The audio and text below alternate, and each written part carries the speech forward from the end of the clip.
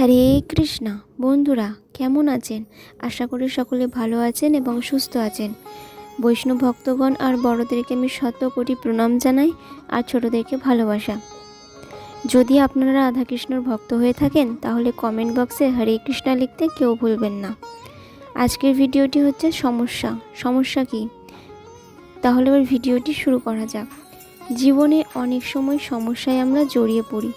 তখন আমরা বুঝতে পারি না যে কি করা উচিত, কার সাহায্য চাইবো, কার সাথে দেখা করব, বুঝেই উঠতে পারি না আসলে করাটা কি উচিত। অনেক সময় এমন হয় সমস্যা আমাদের থেকে শুরু হয় না, অন্য কারোর থেকেও শুরু হয়। অনেক সময় এমন খেলা খেলে যে আপনি সেই সমস্যায় ফেঁসে যান। কিন্তু সমস্যা যেখান থেকে শুরু হোক না কেন, সেই সমস্যার সমাধান আপনাকেই করতে হবে।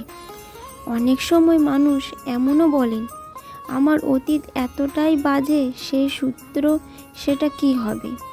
এই ভুলটা তারা করে বসে। দেখুন, আগে যা হয়ে গেছে সেটা ভাবা দরকার নাই, সেটা অতীত। যা সত্য সেটা কখনোই বদলানো যায় না।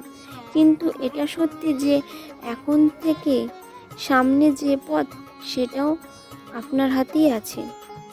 আপনি ভালো বানাতেও পারেন, আবার খারাপও বানাতে পারেন। তাই আপনার এটা শুধরে নেওয়া উচিত, আসলে মানুষ নিজের অতীতকে নয় বর্তমানকে প্রভাবিত করতে পারেন। এই বর্তমানই পরবর্তীকালে অতীত হবে, যা আপনি শুধরে নিতে পারেন। তাই আপনি সেই চেষ্টাই করুন, নিরন্তর চেষ্টা করুন।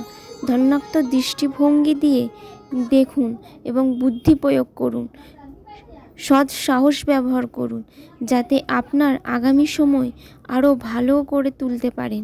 আপনার সমাপ্তি ও সমাপ্তির পথে যাত্রা আপনি সুখময় করে তুলতে পারেন।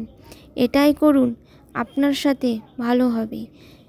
তাই সকলে ভালোবেসে বলুন, রাধে রাধে, হরে কৃষ্ণা।